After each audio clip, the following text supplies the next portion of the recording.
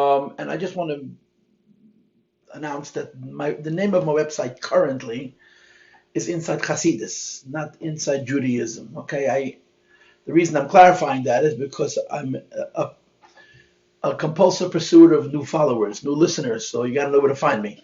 Inside Hasidus.org, please. The name changed. It's not your mistake. The name changed, evolved, as it were. Okay, Rabbi Say, this is a ongoing shiur. I'm sort of figuring it out as I'm listening to you talk, which I guess is a little bit late. And each Magid shiur, each person who has an opportunity to present, I guess on some level gets to choose what it is that they're going to discuss. For me, in preparation for Gimel Tammuz, it's a no-brainer. It's the thing to do is to learn the Ma'amar V'Yata Tetzaveh. I believe that a very large percentage of Anash, maybe all of Anash, in the weeks and days leading up to Gimel Tammuz will engage in learning this Ma'amar. Because this Ma'amar is, I don't know how to say it. There is no solution to Gimel Tammuz, okay? There is no solution to Gimel Tammuz. This Ma'amar is the Ma'amar for Gimel Tammuz. I guess that's the only way I can say it. Just like the Frierdiker Rebbe's Ma'amar Basi Lagani is the Ma'amar for Yud Shvat, this Ma'amar V'Yata Tetzaveh is the Ma'amar for Gimel Tammuz. So over the years, I've taught this Ma'amar many, many times. If you're a frequenter of my website, you know that there's like a half a dozen different versions of the Ma'amar available. We have approximately an hour. I think that's what we have, an hour. And I sent you a list of 12 points. I'm not going to say this is the perfect list. I have other lists of points of this Ma'amar that are longer, but I don't think we'll cover a longer list than 12 points. If we get through these 12 points, I'll be delighted. So I sent you these 12 points as, so to speak, as the framework, as the foundation, as the grid of the conversation that we're going to have. So that's what we're going to do. It's 5 days to Gimel Tammuz.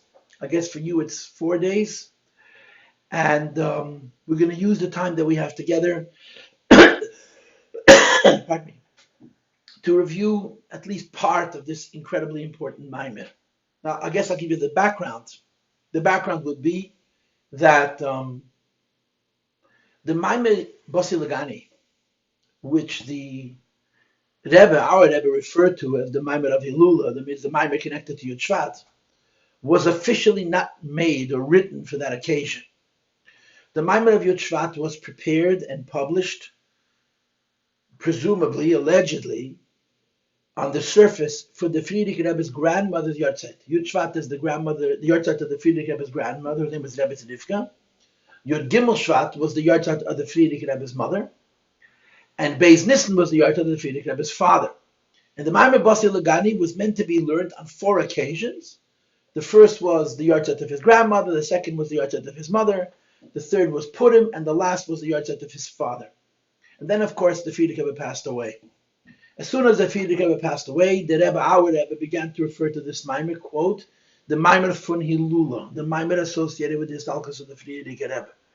And he explained that in general, everything that happens in the world is b'hashgacha pratis. Certainly, things that happen in the life of a Rebbe are b'hashgacha pratis. Moreover, what happens in the life of a Rebbe is b'hashgacha Rebbe, right? And the Rebbe used to bring the Gemara that says that although the Chazal say that they don't tell a person eat his money, no one is told when his time. The Rebbe says the fact of the matter is, however you explain it, everything that happens in the life of a Rebbe is with his full knowledge, and everything that happens in the life of a Rebbe is with his full acquiescence, his full approval. And therefore the Rebbe said the Frierdiker Rebbe knew of Yud Shvat, the Basi Lagani, officially for another purpose, that it would end up being the Ma'amar of Hilula. And the Ma'amar V'Yata Tetzaveh is similar. The Ma'amar was given out exactly 2 weeks prior to the stroke, and officially it was given out for Purim Katan. A few of the unusual characteristics of the way this Ma'amar was distributed was the Ma'amar was given to us in a plastic bag, like a hard, clear plastic bag, made $2 and a piece of lekach, which was, of course, not normal. You don't usually give out lekach purim cotton. The Rebbe used to give lekach either at Yom Kippur or Shana Rabbeh. In 1992, in Tafshin Nun Beis, the Rebbe gave out lekach on 4 different occasions. On 4 different occasions, the Rebbe gave a kuntris, and along with the kuntris came a piece of lekach. And when the Rebbe gave the Maimer V'ata Tetzaveh, the Maimer came along with a piece of lekach. And of course, the Rebbe explained it, that lekach has to do with Torah, ki lekach tev nasati lachem.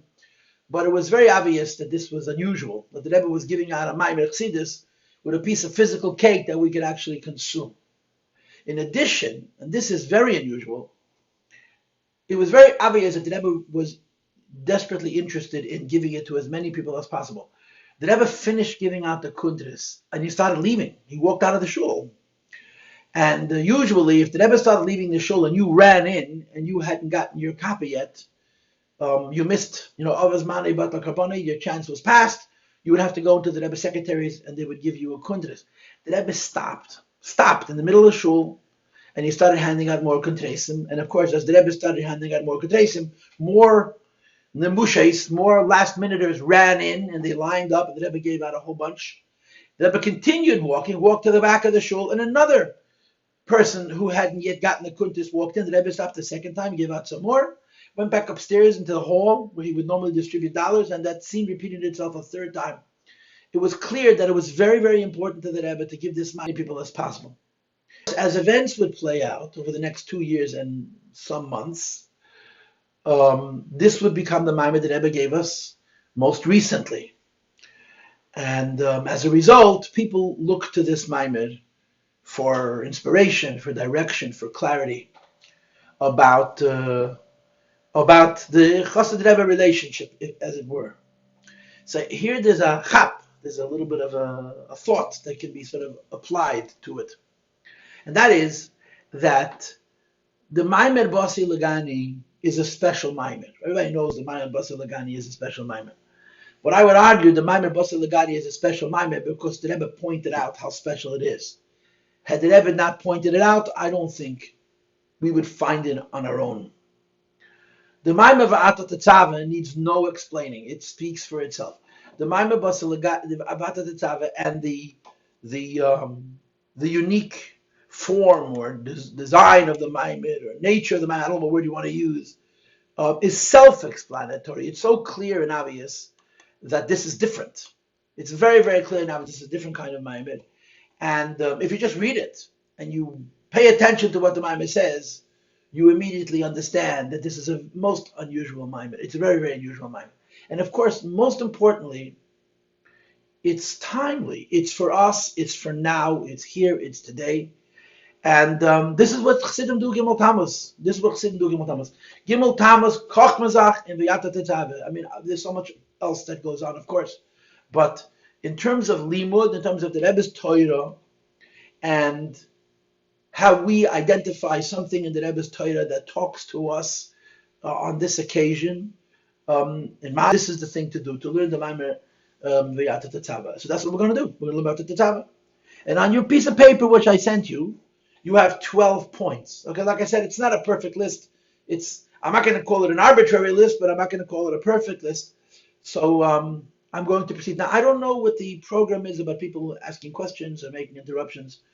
So again, without knowing protocol, I'm going to keep talking until somebody interrupts me. The Maimer is the first pasuk in Parshas Tetzaveh. You have to speak clearly. All the questions. Pardon me? All the questions are going to be at the end. Oh, good. Perfect. Thank you for saying that. And by the way, for some reason, I'm getting a very electronic sound, which is hard to listen to. So some of that has to be resolved also. Okay, the Maimer is the first pasuk of Parshas Tetzaveh, because the Maimer came out in the week of Parshas Tetzaveh.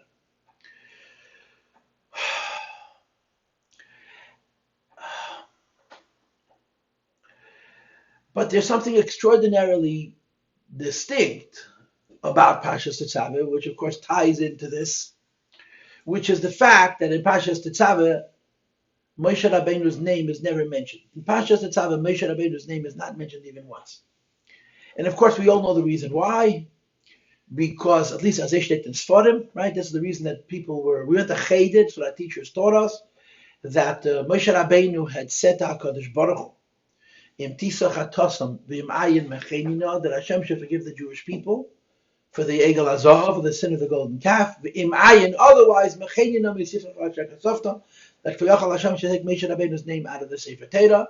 And Hashem tells Moshe Rabbeinu, Mi Hashachata Li Emechenu Misifri, I will remove from my book the sinners, not you. And of course, Hashem did forgive the Jewish people, and the history as it unfolded, we know to some extent at least. In other words, Hashem did not put Moshe in a position where this request needed to be honored. Nevertheless, it says in Sfarim that when a tzaddik makes a bakasha, afilu al tnai oiseh roshim, when a tzaddik on the caliber of Moshe Rabbeinu makes a request of HaKadosh Baruch Hu, even though he makes it conditionally, the request has to be met, at least in part, even if the condition isn't met. Meaning to say, even though Moshe Rabbeinu said Mechenina on the condition that V'im'ayin V'yachal Hashem will not forgive the Jewish people, and in reality, Moshe Rabbeinu, Hashem did forgive the Jewish people, nevertheless, the Mechenina left a mark, that from one Pasha, the Torah, from one Sedre in the Chumash, beginning with Pashas Shmois till the end, Moshe Rabbeinu's name was deleted, and that's in Pashas Tetzaveh. And the question is, you have, I don't know what it's, 21 Parshiyos between Shmois and V'zei Sabracha, or 22 Pashas, I don't know the number exactly. Why Tetzaveh? Why, of all the Pashas in the Torah where Moshe Rabbeinu's name could appear, Moshe Rabbeinu's name doesn't appear, happens to be the Pashas Tetzaveh. So there's a wonderful vettel, I don't know the source of it, but it's really wonderful, it's simple and sweet, that says that Hashem decides to erase Moshe Rabbeinu's name from one Pasha, and he's holding in the middle of Pashas Kisisa, right? The story of the Egel is Pashas Kisisa. So Koyachal Hashem says, should I take Moshe's name out of Pashas Kisisa? He says, nah, let's leave his name. What just happened?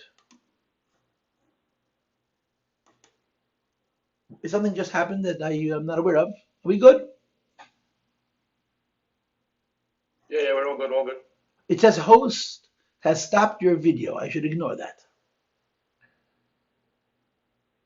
So I guess I shall. Yes? Yeah. Okay. You're all good to continue. Okay. So the Eibishter Kvayachol says, I could remove his name from Pashas Kisisa. He says, nah, let's wait till next week. So Moshe Rabbeinu's name is in Pashas Kisisa. Comes to Vayakel, Koyachal HaKadosh Baruch Hu says, okay, I got to take Moshe Rabbeinu's name out of one Pasha. Maybe it'll leave Vayakel. And of course, Hashem is quite reluctant to do that. He says, let's wait till next week. So they go to Pekudei. Comes Pekudei, and the same thing repeats itself until they go through the entire Torah, until they get to the last chance, the last opportunity to erase Moshe Rabbeinu's name from a Pasha is Tetzaveh, because it's right before Kisisa. If in Kisisa, Moshe Rabbeinu says Mechenina, and each week Hashem delays it, when you get to Tetzaveh, the following reading, there's simply no place to go, and Moshe Rabbeinu's name has to be removed from one Pasha, so it becomes Tetzaveh. This is a Aveltele. I like it, because it speaks to how much love HaKadosh Baruch Hu has for Moshe Rabbeinu. But in Likutei Sichos, the Rebbe says something different. There's a Sicha from the Rebbe. Moshe Rabbeinu's name is not mentioned in Pashas Tetzaveh, and it's quite poignant, and it's contextually sobering. It's very moving. And that is because Pashas Tetzaveh always occurs around Zayin Adar. And Zayin Adar has to do with the Petira, with the Histalkos of Moshe Rabbeinu. And Moshe Rabbeinu's name is not in Pashas Tetzaveh, not for the reason of Mechenina, but because it has to do with Moshe Rabbeinu's Petira, Moshe Rabbeinu's Histalkos. Moreover, when there are two others, Pashas Tetzaveh will always appear around Zayin Adar in the first Adar, which is when we engage in the Yonim of Avelis, of Yortzeit. So Moshe Rabbeinu's name is never mentioned in Pashas Tetzaveh because it's associated with the Petira, with the Histalkos of Moshe Rabbeinu. But then the Rebbe explains that this should not be understood superficially. Moshe Rabbeinu's name is not mentioned in Pashas Tetzaveh because Kvayochel, Moshe Rabbeinu is Nehedar, that Moshe Rabbeinu is, in Yiddish they used to use an expression in the olden sensitive days, gefelt. his lacking, his space is empty. So his name does not appear in the Chumash because his physical space is empty. Says the Rebbe, that's not the full story either. The full story is that we know from the Alter Rebbe, from Tanya, and from all kinds of other sources, that the name of the person goes to the very core. Shmoya Sheyikru Le'Beloshna Kodesh, the name of a person goes to his very essence, goes to his very, very core. That's why when a person faints, you call him by a name, that according to Hasidus and Kabbalah, the name of the person is the chayas of the person, and on, yeah? However, we also know that the neshama in Gan Eden doesn't have a name.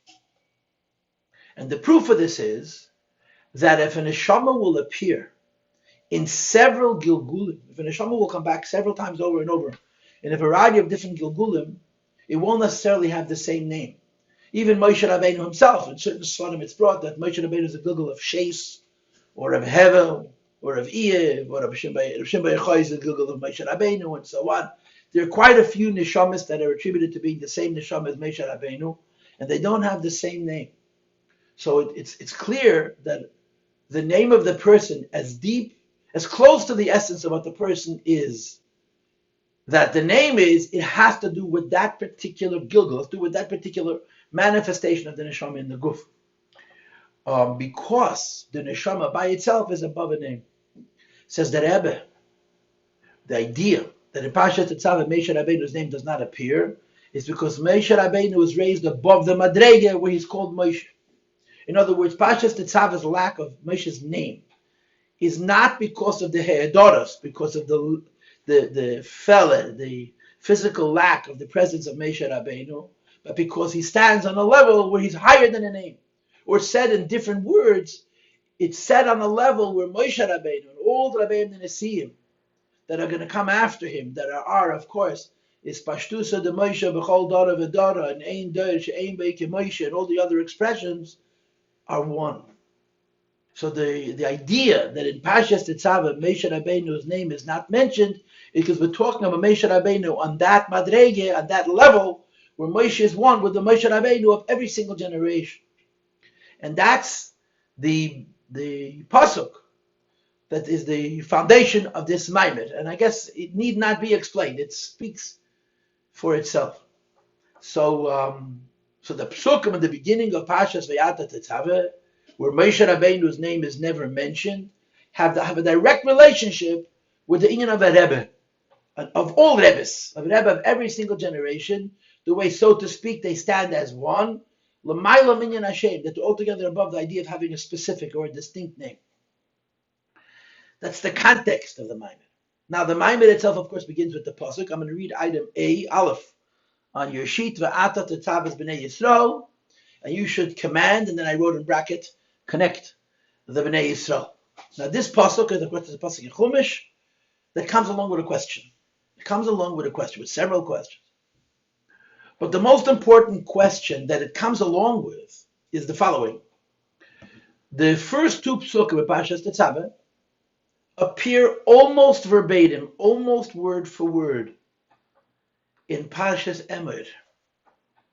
In Parshas Emor, near the end of the Parsha, you have Vaydabar ad Hashem Moshe Le'Meir, and then it says Savas B'nei Yisrael, and then the same exact words that we have in our Parsha. V'yichru Elecha Hashem Zayizach Chasas Amor, V'halas Neir Tavon V'el Meid V'chus Lapereches Yadach Esi Ad Nevar Mer Beken. I think Chukas Eilim Adei Sechem. I may not be quoting it entirely, precisely, but that's more or less the same. So they have the same words in the Chumash two times, once in the beginning of Parshas Tetzaveh, and the second time in the beginning of Parshas Emor. So Rashi in Emor, the second time it appears, asks the obvious question: why would the Torah repeat the very same idea twice? The Torah is not in the habit of repeating things unless there's a very distinctive, very specific reason why. Here we have two psukim repeated almost verbatim on two different occasions in the Torah, and the question is, why the redundancy? Why the repetition? And Rashi gives a pshat answer. Rashi gives an answer for Kvayachal ben Chomish Lemikra, for a 5-year-old. What Rashi says is that the mitzvah of preparing oil for the menorah is in Parshas Emor. Is the second time it's listed, it's brought. The first two psukim of Parshas Tetzaveh, V'ata Tetzaveh b'nei Yisrael, V'yichru Elecha Hashem Zayizach Chasas Lamor, L'halas Neir Tamid, and so forth, are not talking about the mitzvah of Shemin. They're not telling us how to prepare oil for the menorah in the Beis Hamikdash. They're simply telling us what's going to happen later. They're simply telling us why Shemen Lamoir was included in the Tezvav Dvar, the 15 things that were used when the Beis Hamikdash was built. In other words, Rashi says that the first two Psukim of Parashat Tetzaveh are giving no practical instruction. They're simply informing us of a practical instruction that's going to be said later, which is in Parashat Emor. That's what Rashi says. And of course, on a level of Pshutei Shel Mikra, that's a very sufficient tenet, because the Torah has a habit of doing that, sometimes telling you something up front and saying, we'll get back to it later. But of course, for those who study Torah, you know that oftentimes there may be the similar questions, but very different answers. Pshat asks questions, Remez asks questions, Seid asks questions, Drush asks questions, Hasidus asks questions. Occasionally they're different, but often they're the same questions, but they give very different answers. Hasidus is asking the same question Rashi is asking. Why does the Torah on two different occasions say exactly the same thing? That Moshe Rabbeinu should tell the Jewish people to prepare oil and bring it to Moshe Rabbeinu to be used for the menorah. Why is it written twice? Once in Parshas Tetzaveh and the second time Parshas Emor. But Hasidus gives a very, very different answer, a completely different answer, an altogether different answer. Hasidus' answer is that in Parshas Emor, we're being told how to prepare shemen for the menorah. Moshe Rabbeinu is passing along a message from the Creator, from God Almighty, how the Jewish people should prepare shemen for the menorah. In Parshas Tetzaveh, in our Parsha, on which our Maimed is based, Moshe Rabbeinu is not giving us any message at all. V'yata Tetzaveh as Bnei Yisrael is not Hashem telling Moshe Rabbeinu what to tell us, but rather it's Hashem telling Moshe Rabbeinu what Moshe Rabbeinu's shlichus is, what Moshe Rabbeinu's task is, what Moshe Rabbeinu's role is, what his function is. In other words, when you study the Torah, you have sections of the Torah that speak to all the Jewish people in the world. Then you have sections of the Torah that speak to a segment of people, Kohanim, Leviim. Then you have a section that speaks to an individual. There's Parsha of a Melech, the Parsha of a Kohen Gadol. Yeah? Where in the Torah are there the laws of a Rebbe? Where in the Torah does the Torah describe the role of a tzaddik, of what the Alter Rebbe calls in Tanya, Rashi Alpha Yisrael, a Nasi B'Yisrael, right? You know the Hebrew word Nasi is an abbreviation of Nitzutze Shel Yankov Avinu, which that includes all the Jewish people. And the word Rebbe is Roish B'nei Yisrael. Where in Hashem's Torah are the direct instructions to a Rebbe as to what is his role? And the answer is the first Psukim of Parshas Tetzaveh. V'yata Tetzaveh as B'nei Yisrael doesn't mean you should command. It doesn't mean that Moshe Rabbeinu is acting as a medium or as an intermediary to communicate to the people the will of God. It's an instruction to Moshe Rabbeinu. V'yata Tetzaveh, your role, your purpose, the reason your neshama came into this world was, quote, lekasher ulechabed es Yisrael lemeritav, to connect the Jewish people to the Ein Sof. And that's how Parshas Tetzaveh begins. The Parsha where Moshe Rabbeinu's name is never mentioned, because it's referring to Moshe Rabbeinu on the Madrege, which is higher than a name, which he, in quote, shares with all the Nesiyei Yisrael, b'chol adeiros kulam, every Rebbe, every Moshe Rabbeinu is told by Hashem at the beginning of Parshas V'yata Tetzaveh that his shlichus, his mandate, his purpose, his definition is Titva'ata, that Moshe Rabbeinu, Tetzaveh's B'nei Yisrael, should connect the Jewish people to HaKadosh Baruch Hu, and so forth and so on. And that's this Maimed. That is this Maimed. This Maimed, which begins with the Pasuk V'yata Tetzaveh, is teaching us how Chassidus interprets these two psukim, obviously. And the way Chassidus interprets these two psukim is that these two psukim are speaking to Moshe Rabbeinu about what Moshe Rabbeinu must do. Not what Moshe Rabbeinu must tell us to do, but what Moshe Rabbeinu must do. That's the Pshat, V'yata Tetzaveh. You will do the act of Tetzaveh es B'nei Yisrael with the Jewish people, and you should know, if you learn the Maimed in its entirety with all the little details, you'll notice that there's two interpretations of those words. One is that you should connect the Jewish people with HaKadosh Baruch Hu, which is how the Maimed goes for the most part. And then at the very end of the Maimed, the Rebbe mentions very briefly V'yata Tetzaveh es B'nei Yisrael, that the inyan of Moshe Rabbeinu is to connect the Jewish people with one another. In other words, in addition to V'yata Tetzaveh means lekasher ulechabed es Yisrael lemeritav, to connect Yidden with HaKadosh Baruch Hu, there is also the idea of connecting Yidden with one another, with each other. Okay? So that's the Maimed really. The spirit of the Maimed is what I just shared, that the Inyan of a Rebbe of Anasi B'Yisrael, of Moshe Rabbeinu, is to connect Yidden with HaKadosh Baruch Hu. Now, Rabbi, I want to give you a little bit of language for this, okay? People have jobs, people have roles, people complement each other, right? A community of people are not all the same. They're not a monolith. And if they were, it would be really unfortunate. And everybody plays a role. Everybody's supposed to do something different. And if the community is healthy and good, there are no extra pieces. There's no missing pieces. Everybody's role is, you need every member of the community. You couldn't do without one, and so on. But we serve it, and everybody has a self-definition or a definition given to them by the community, right? And there are leadership roles. One is a Rov, one is a Rosh Yeshiva, one is a Mashpia. And people fill different niches in terms of what their definition is and what their purpose is. A Rebbe has a role. And what distinguishes the role of the Rebbe from the role of most everybody else is that his fundamental definition is that he is an neshama person. He's a Yid who's in touch with his own neshama, with his own godliness. And his role is to experience, to relate to every Jew on the neshama level, and to influence them, to be mashpia on them, to affect them from that angle, from that point of view, from that perspective. It's a neshama role. This is what's unique about a Rebbe that separates him even from a great Gaon and Gadol B'Yisrael, other than a Rebbe, that the definition of a Rebbe is that he has to do with the soul of the Jewish people, with the neshama, with the inner God within each one of us. And his role is to feel it, to touch it, to awaken it, and to direct it. And that's the taich v'ata tetzaveh. That Moshe Rabbeinu has to help the Jewish people get in touch with their neshama, and by getting in touch with their neshama, they should automatically have a more meaningful, a more actionable relationship with Atzmas and HaKadosh Baruch Hu. So as the Maimer proceeds, you have entries Beis and Gimel. Okay, Beis and Gimel are two different ways for saying what I just said. That Moshe Rabbeinu, Hashem is telling Moshe Rabbeinu, V'ata tetzav b'nei Yisrael. Moshe Rabbeinu was given the task of connecting Yidden to HaKadosh Baruch Hu, with the emphasis on the neshama, on the God inside. And there are two different expressions that speak to this. The first is lekashed ulechabed es Yisrael l'mein seif, which is translated in English to tie and join the Yidden with the Ein Seif. Moshe Rabbeinu's role is to connect Yidden with the Ein Seif.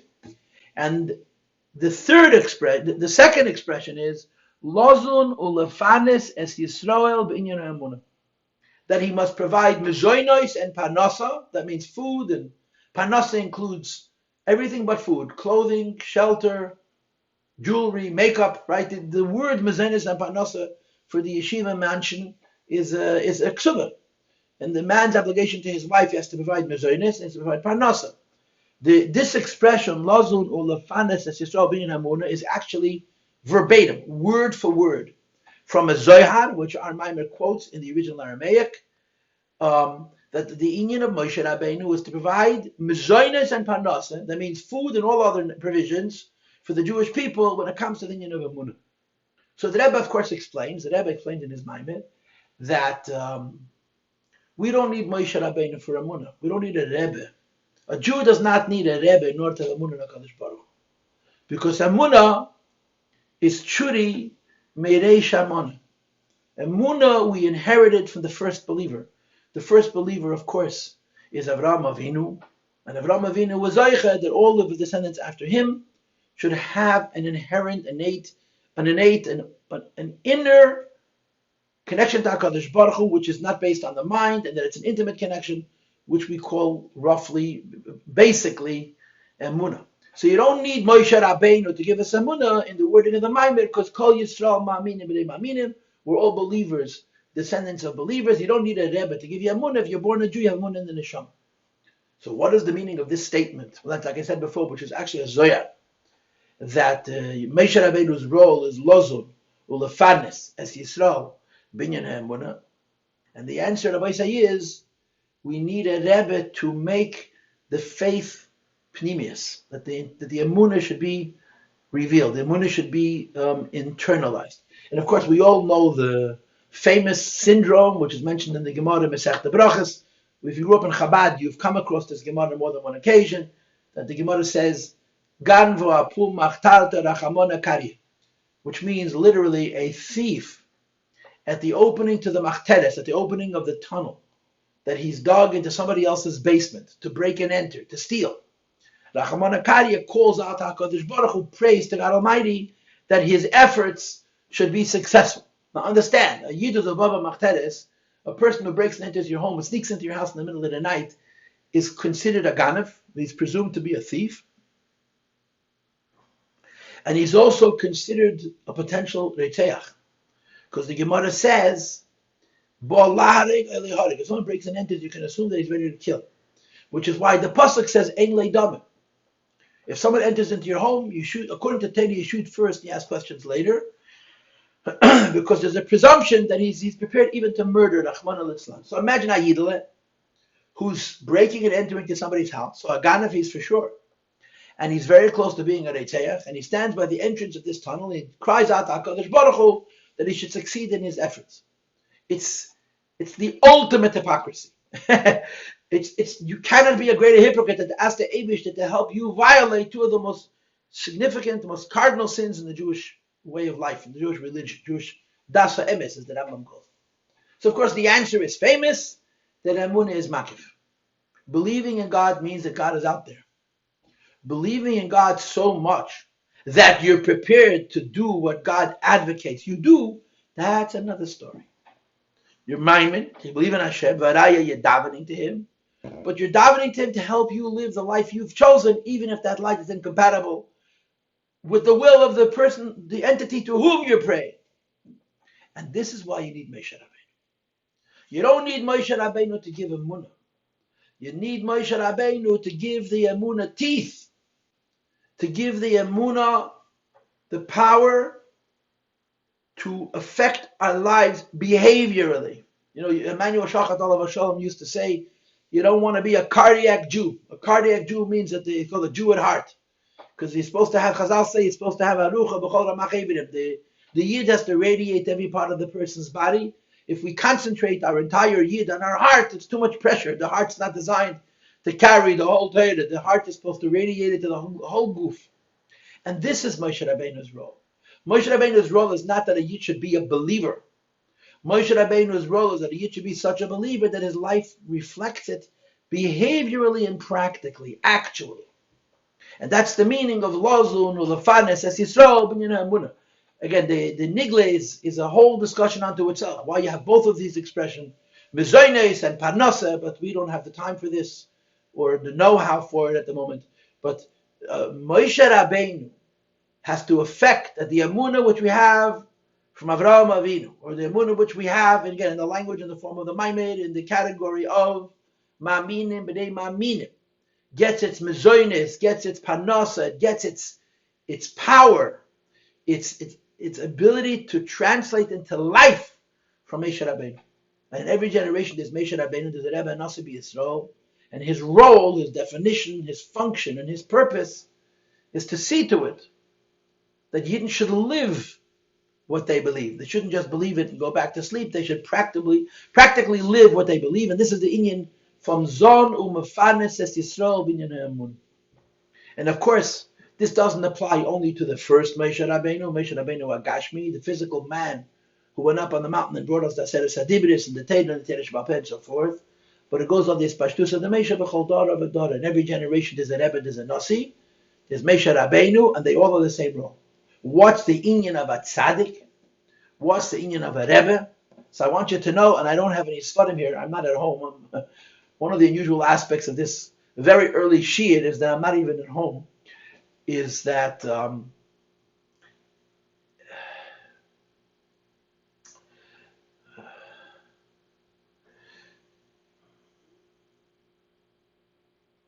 I have no access to Sfarim. What I'm trying to say is that this statement, L'kasher, L'chaber, Yisrael, L'meid Ein Sof, is not just spoken about the first Moshe Rabbeinu, that in every generation there's a Rebbe, the Nasi is a Moshe Rabbeinu. And in each generation, his role and his function, his purpose and his definition is to touch the Yiddish neshama, is to wake up the soul. That's his job. Oh, this is what I wanted to tell you. There's a pidyon nefesh from Baal Shem Tov. Did you know? D-U-I-K. Put this on your list of things to read. Did you know that there is an extant pan, pidyon nefesh, from the Baal Shem Tov himself? There's an original pan. We don't have the original manuscript, but we have a copy of it. An original pan from the Baal Shem Tov himself. The way the pan came to us is because the Baal Shem Tov called him as Richer Magid, and who was his disciple, who was his student. And he said to them, as Richer Magid, before Rosh Hashanah, everybody gives pidyonos, everyone gives a pan.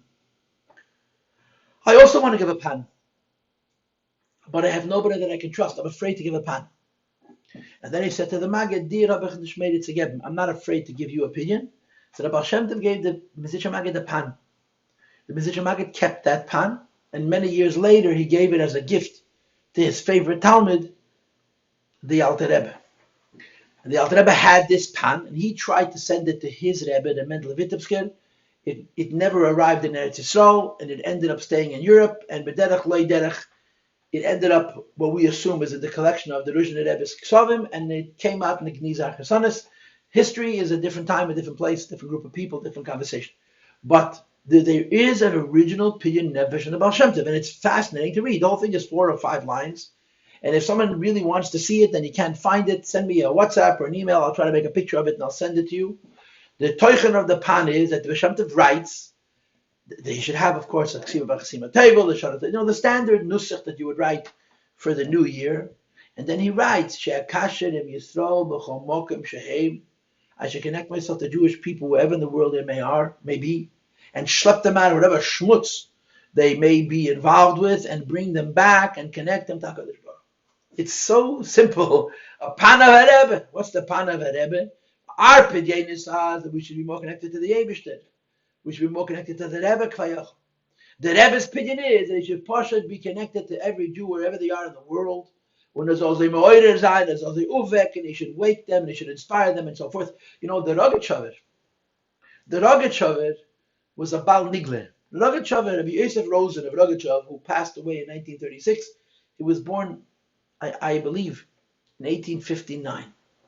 Okay, the Rogatchover was, as we know, a legend in his own time. During his lifetime, he was head and shoulders above the Go'onim of his time. He was a most unusual personality, and of course the Rebbe spoke about him with such respect and reverence. The Rebbe, I suppose we would say, considered him his teacher.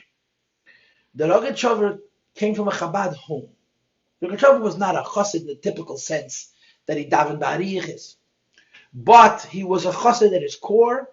He was very loyal to the Alter Rebbe, to Chabad, and he was very connected to the Lubavitcher Rebbeim, to the Rebbe Rashab and the Frierdiker Rebbe. It's a long, complicated story, which is not for now. But the point is, he had a very, very deep appreciation and respect for the Rebbeim, for the Nisim.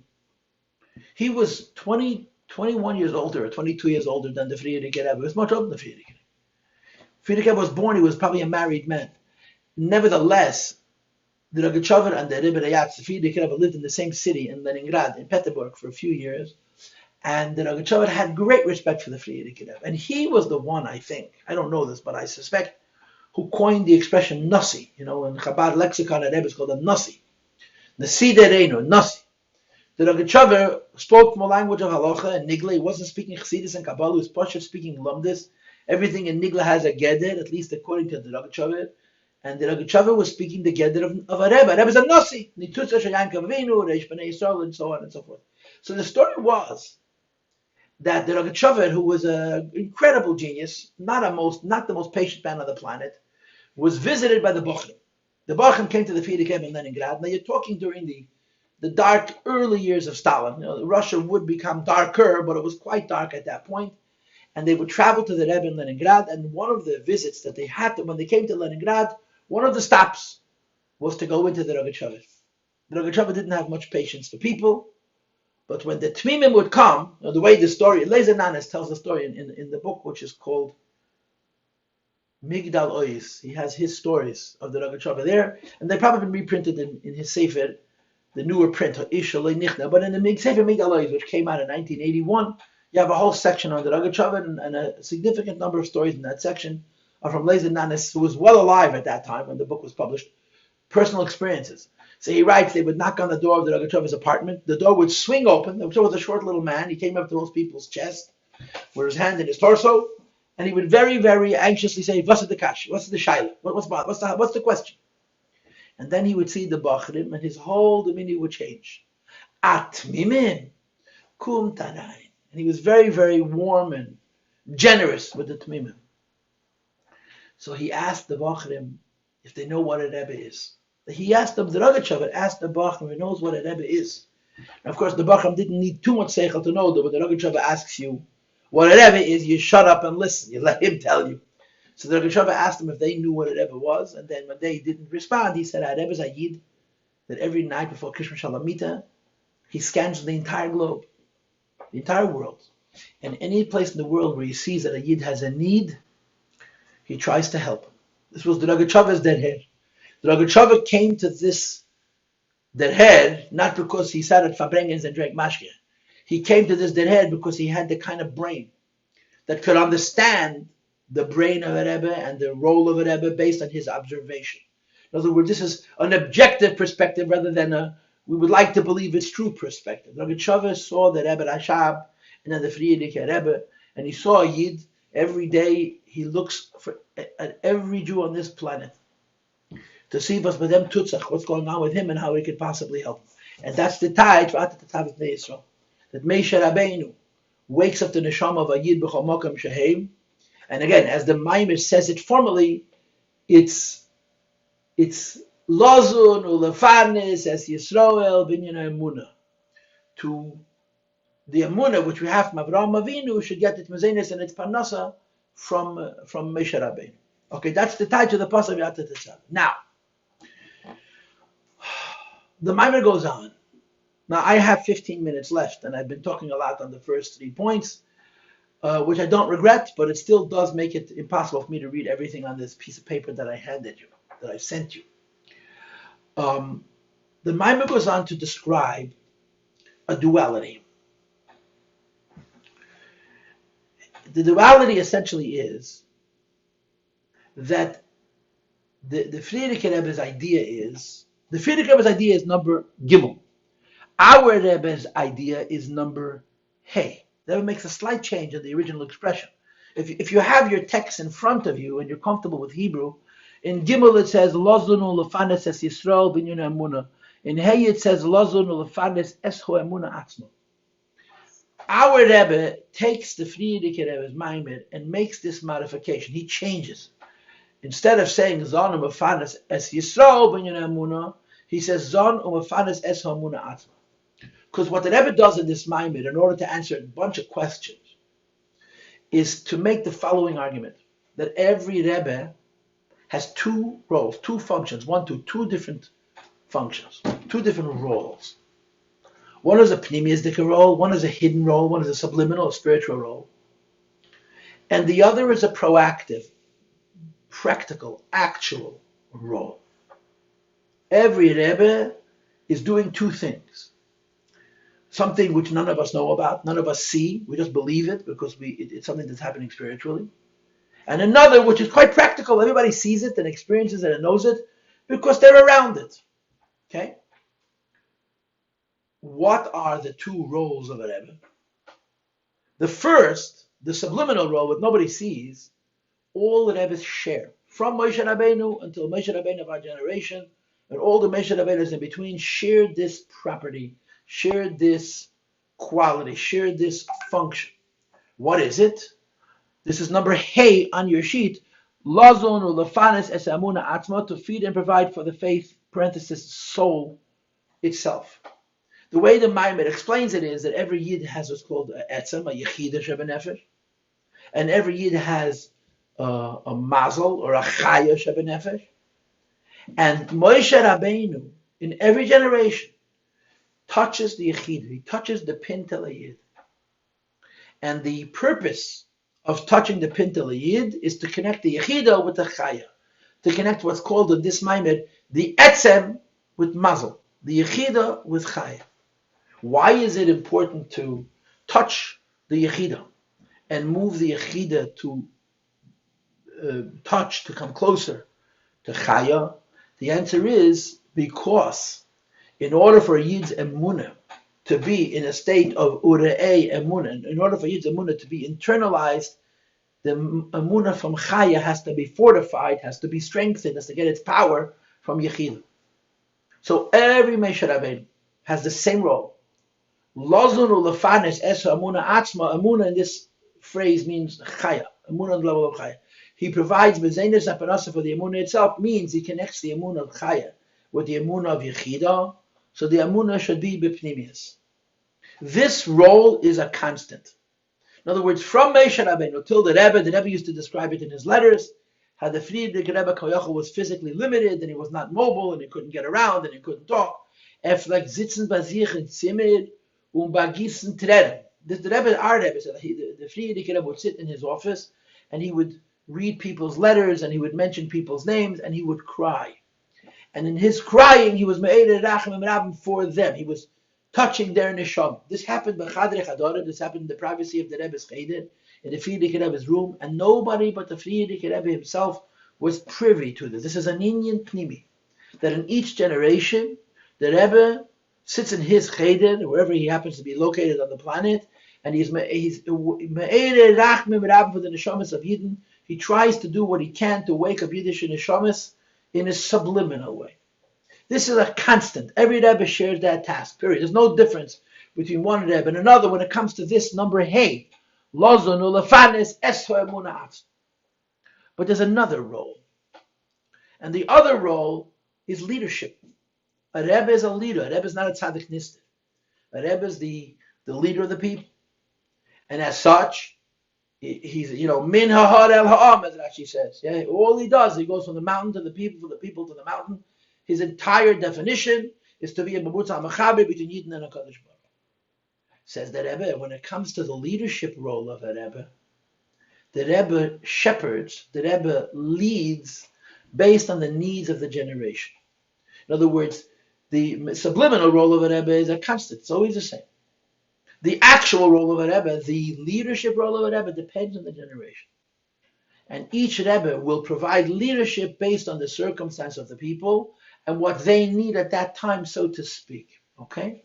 So, our Maimed, V'yata Tetzaveh, gives us three models of a Rebbe. He gives us three different human beings, or three different circumstances of human beings, who shepherded, who were leaders of the Jewish people. Each situation is different because the circumstance on the ground was different. The Rebbe doesn't lead the Rebbe based on the people based on who he is. He leads the people based on where the people are. Basher hu sham, or basher heim sham.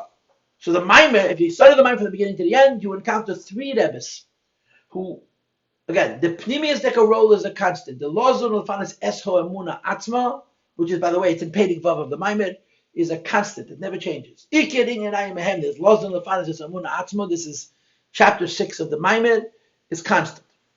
But then you have Teitzahas in Yanayim Mehemna, the secondary role of it, which is actual leadership. And the Teitzahas in Yanayim Mehemna, the leadership role in every generation is different. And he gives three examples. Number one, Moshe. Moshe Rabbeinu was a Rebbe. He was a leader of the Jewish people whose role it was to get them to come closer to the Eibusha. That was his role, to bring people closer to the Eibusha. But what kind of world did he live in? Did Moshe Rabbeinu live in? Moshe Rabbeinu shepherded a nation living literally and figuratively in clouds. They were enveloped by clouds. Food came from heaven. Water came from a rock. They didn't have to worry about clothes. They didn't have to worry about anything.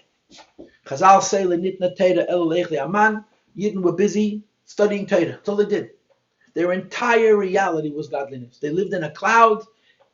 Everything about them was supernatural, miraculous, and Moshe was their Rebbe.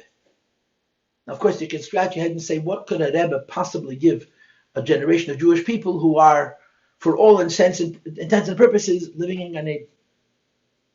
So as the Rebbe and the Friedrich Rebbe says it, and the Rebbe before that also say it, Moshe Rabbeinu's Rebbeship, his role as a leader. In other words, if Moshe has two tasks. Number one, the primary role of Moshe Rabbeinu, that he's on the Fathers as Amuna Atzma, he connects even to the Eibush on a subliminal level. And then there is Teitzas in Yenayim Mehem, his actual leadership.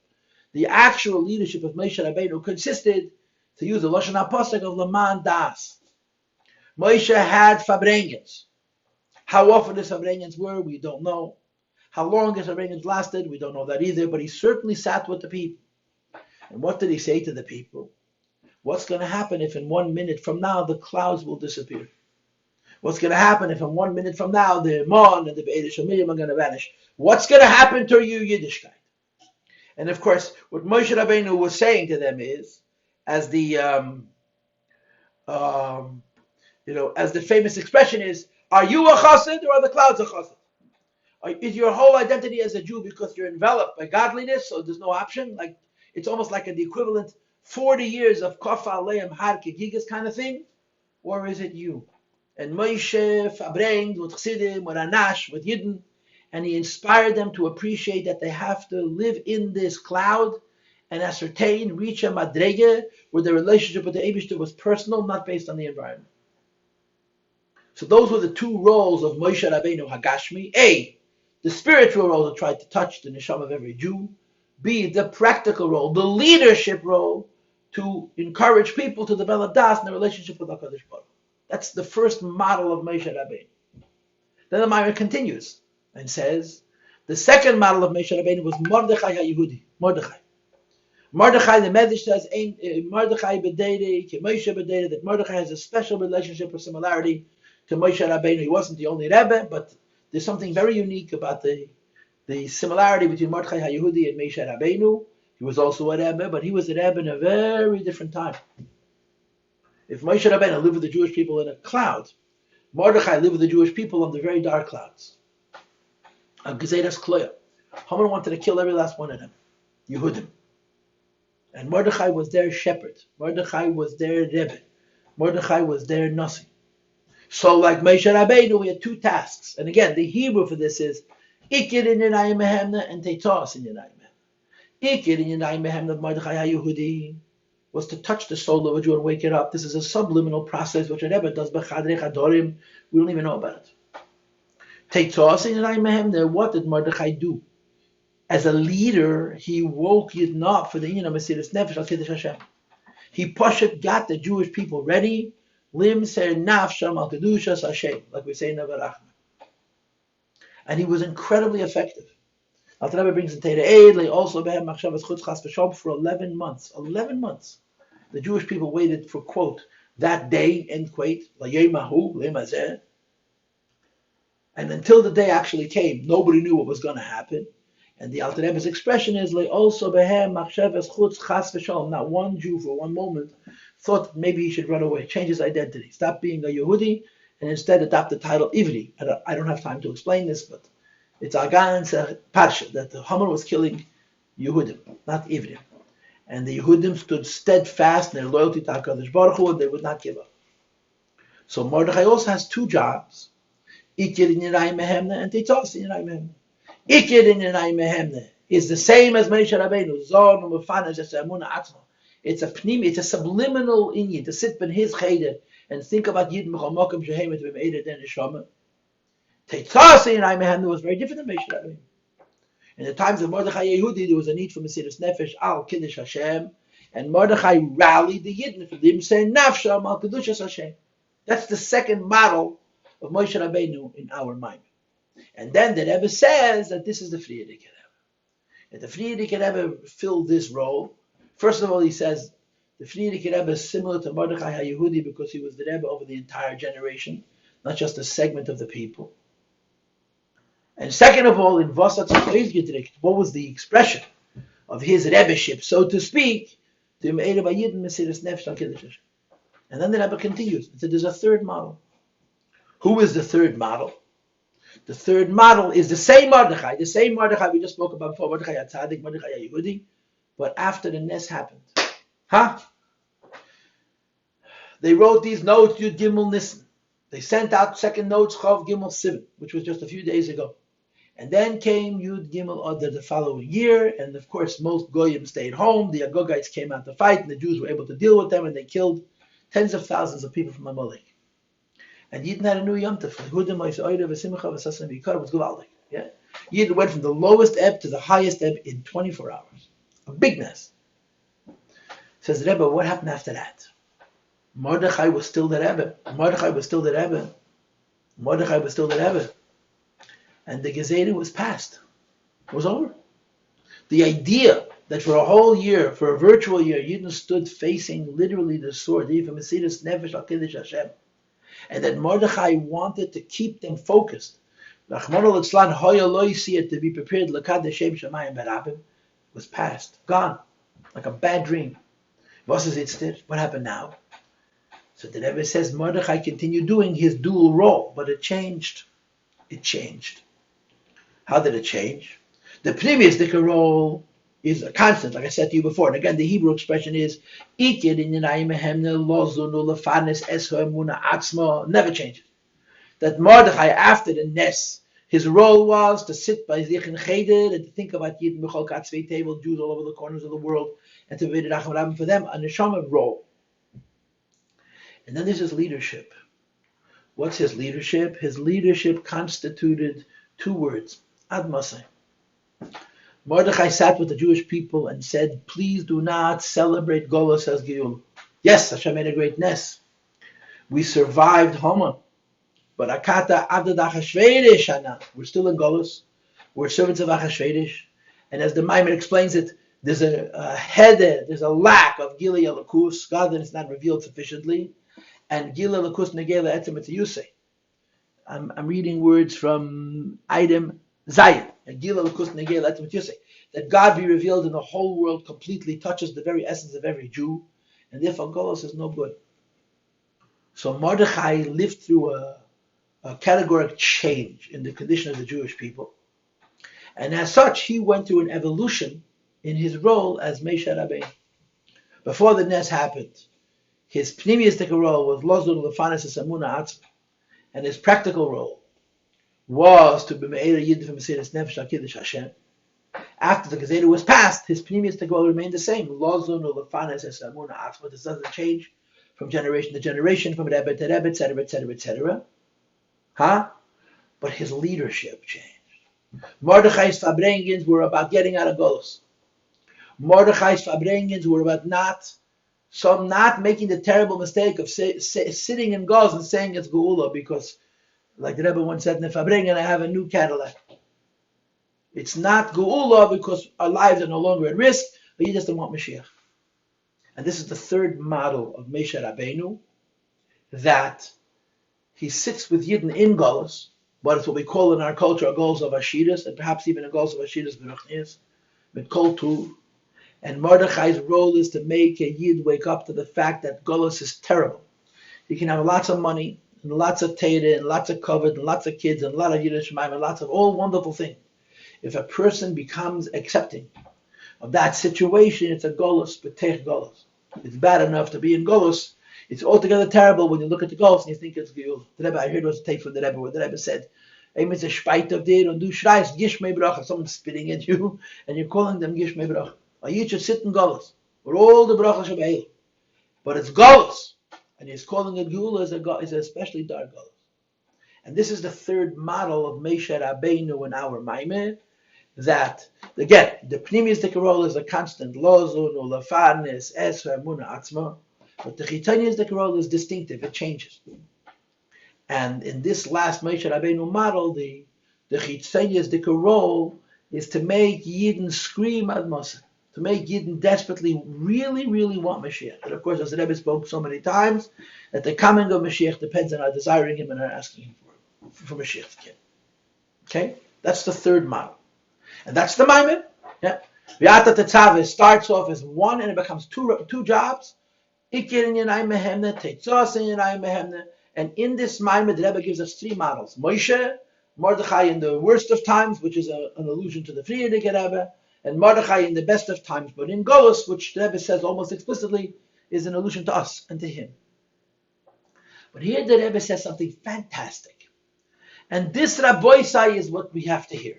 In other words, everything I said until now, and I've already used up my hour, is all preliminary. At the very end of the Maimed, in Perek Yud, in Perek Yud Aleph, the Rebbe, so to speak, gets to the point. And he says, I'm moed in the Gavot, and I don't have time to explain it comprehensively, but I do have time to tell you the Nekuda. He says, we talk about a Rebbe, and we talk about a Rebbe in every generation. And that the Rebbe in every generation, on the one hand, has the same exact job as any other Rebbe. Ikir inyanayim ahemne lozun or the finances amuna atz. On the other hand, no two Rebbes have an identical task because they respond to the needs on the ground. And therefore you have several different models, misholim, for what a Rebbe is. Says the Rebbe, when it comes to the last Rebbe, whose role it is to be with Yidden in a goals of Ashidus, and to be made in them a desire for the Gula, Mitzvas Vashlema, there's another condition. And this condition is very deep. And that condition is called V'yikchu Elach. V'yikchu Elach means they should bring to Moshe Rabbeinu the Shemen. So the Rebbe tied is V'yikchu Elach, that Yidden should bring themselves to Moshe Rabbeinu. We should bring ourselves to Moshe Rabbeinu, to the Nesiyada. In other words, Rabbi Isai, in order for V'yata Tetzaveh to happen, in a goals of Ashirus, it's not enough for the Rebbe to be me'eded our neshama. We have to give, in the Lashon of the Maimons, our Kechas HaYiluyim have to become Chadam Ha'atzvos. We have to give the Eibishter ourselves, the Rebbe, ourselves. Which means we have to be his partners. And the Rebbe says almost unequivocally, or maybe absolutely, totally explicitly, that it is no V'yikchu Elacha v'tfel v'yata tetzav. If Yidden do not give up themselves to Moshe Rabbeinu to become his shutfim, to become his partners, there is something lacking in the V'yata Tetzaveh itself. In other words, it's as if you were to say that a Rebbe, there's something a Rebbe can't do. A Rebbe can help a Yid have a mun in the Eibishter. A Rebbe can help a Yid go and say it's Nefesh HaKiddush Hashem. But a Rebbe cannot help a Yid want Mashiach so much that it makes him sick, unless that Yid donates himself to the Rebbe's activities. And that's the pasuk, V'yata Tetzaveh Bnei Yisrael, V'yikchu Elach. That in order for the Yata Tetzaveh to happen on the highest Madrei, which is the third Moshe Rabbeinu, it's the times of Golus, and life is good, and the role of Moshe Rabbeinu is to be made in us for a desire for Mashiach and a disdain, a hate, an intolerance for Golus, because Kosas Lamar, Ayid is in Ganzen Titesel, for the Rufas Gilead Lakus is not B'chol Mokem B'Shaveh.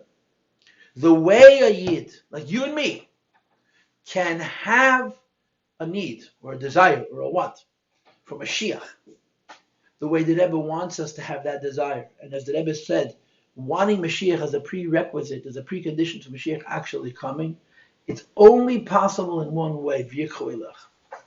And V'yikchu Elach, I mean, you learn the Maimed explains everything very technically and very exactly, but to be basic, V'yikchu Elach means Shlichus. V'yata Tetzaveh Bnei Yisrael Moshe Rabbeinu's Inyan Sankitus the Meibishten. And on the highest level, that depends on the V'yikchu Elach. For Moshe Rabbeinu to connect Yidden to the Eibishter to such a high level, where the Kechas HaYiluyim Nasam Chadim Ha'atzmos. It's not Kamei David Kechas HaYiluyim. And so on and so forth. If you learn the Maimon, you know what I'm talking about. It's only when the Yidden are shutim with Moshe Rabbeinu, V'yikchu Elach. In other words, the Maimon finishes with the ultimate Chabad message. What's the Chabad message? Men darf sich nicht verlassen auf ein Rebbe, men darf allein tun. Which means in English that everything that we have comes from the Rebbe. But in order for the Rebbe to give it to us, and more importantly, in order for what the Rebbe to gives us to reach us, we have to give ourselves. And this Rabbi Isai is Gimel Tammuz. V'yikchu Elach.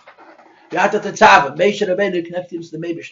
Every Rebbe, every Nasi B'Yisrael. It's very important. But what this Maimon is teaching is that the prerequisite, or the requisite for the ultimate fulfillment of the V'yata Tetzaveh is the V'yikchu Elach. And I've get Mebes to Moshe Rabbeinu. I had it on Thursday night on Zoom. That was attended by approximately one person.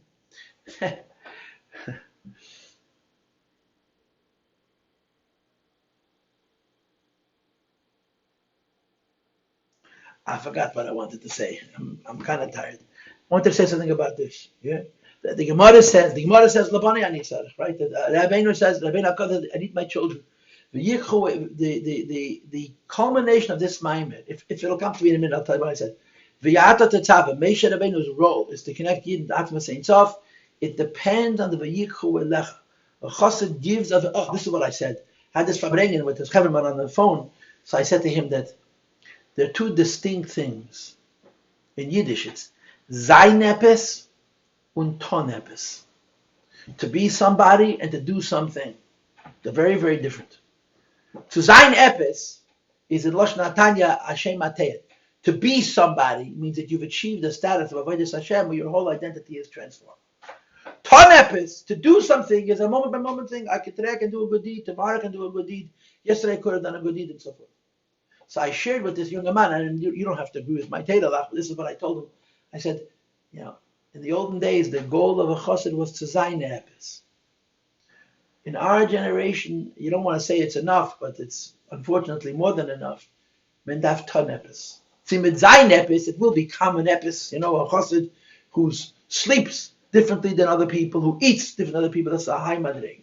A beton epis, as Lubavitcher Hasidim, to say that we have in our lives what we give of ourselves to the Rebbe, whether it's Mivtzayim or it's the Shiurim and so on and so forth, that through that there's the enhancement of the Yata Tetzav and Moshe Rabbeinu connecting us to the Eibishter, to the extent that we literally desire Mashiach. And not only like the Rebbe says, desire Mashiach because he told us to, but this is how we actually want and feel. This is the Maimon Rebbe. That when you have Yata Tetzav, and the V'yata Tetzav is an eighth of Yikhu Elecha Yidden partner with the Eibishter, this is the ultimate Moshe Rabbeinu. And of course, the Maimon finishes and says that's the difference between Tamid and Me'erev Ad Beikin. Right? This is point Yud Beis in your page. If Moshe Rabbeinu is Mo'oder Yidden unilaterally, if Moshe Rabbeinu is Makasher or Mechaber et Yisrael Medin Sof, Zon U'Mefanas et Yisrael Binyan Amunah, Zon U'Mefanas Eso Amunah Atzma. If Moshe Rabbeinu doing the work himself, it's Me'erev Ad Beikin. He's able to inspire Yidden because it's dark. When the sun begins to shine, his ability to influence the people or his necessity as a leader wanes. But if the V'yata Tetzaveh has a V'yikhu Elech, if there's a partnering with the V'yata Tetzaveh, and Yederein Kendas, the Rebbe gave so many, and the Rebbe gives so many different means through which every Yid who so desires can express his Eskashas mit Neibishten, that becomes the medium for V'yata Tetzaveh, and a madrege that's called Tamid. The sun is shining, and nevertheless, there's a Yid from V'yata Tetzaveh. I heard from a young man, he told me himself, that he was learning in Far Chabad when the Rebbe made a takon of Rambam. Shloisha Prokam Layem, Perek Echad Layem, Sefer HaMitzvahs. So he came to his mashpia. His mashpia was Reb Mendel for Tefas. He said to Reb Mendel, which one should I undertake? 3 Prokam a day, 1 Perek a day, or Sefer HaMitzvahs? So Reb Mendel told him to do all 3. Learn 3 Prokam a day, 1 Perek a day.